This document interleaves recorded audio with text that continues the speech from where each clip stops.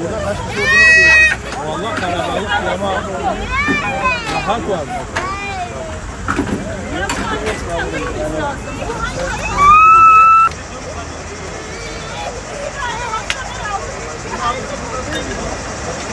Evet.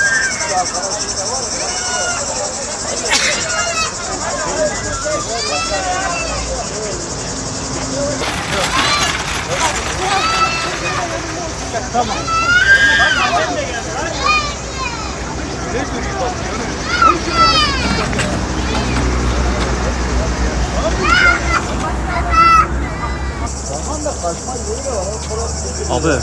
Abi, tır kendini kilitledi ha.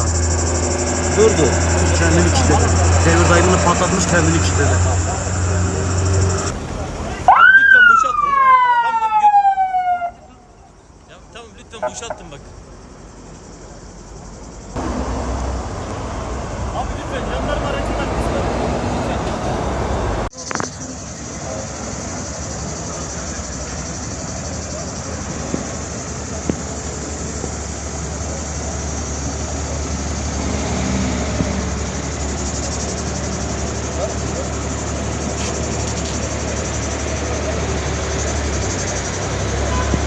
Geri çıksın ha. Geri çıksın. Ortak geri çık.